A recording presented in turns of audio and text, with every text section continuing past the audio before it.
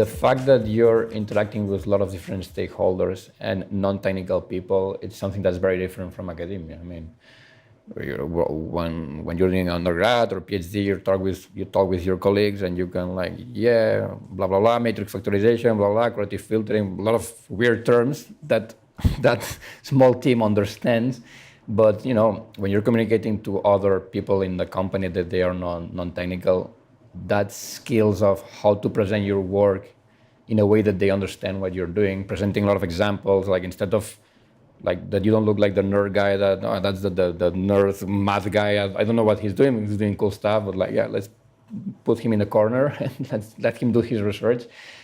Try to avoid any acronyms or any like words that you feel very comfortable, but outside your science team or outside this very close knit of peers that you work, they really don't have any idea what it means. So be very conscious that try to avoid terms that are very specific, and always try to think like, how can I explain that to my son that he's 9 years old, and like in a simple way that he understands like what's the main idea that I want to communicate, and then in a very simple terms. And then especially if you're doing presentations as well, like you're presenting something for 20 minutes, they will get 2-3 ideas at most. Okay, Oscar is the guy doing this stuff, working on that.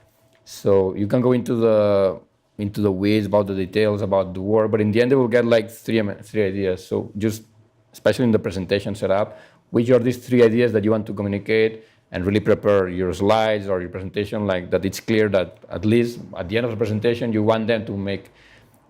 You want to make sure that they are understood these 3 key ideas, and how to communicate this is very important. In my case now, I need to communicate results to the exec team at Pandora, like CTO and sometimes CEO or CPO, like all the chiefs there. There's much more pressure there because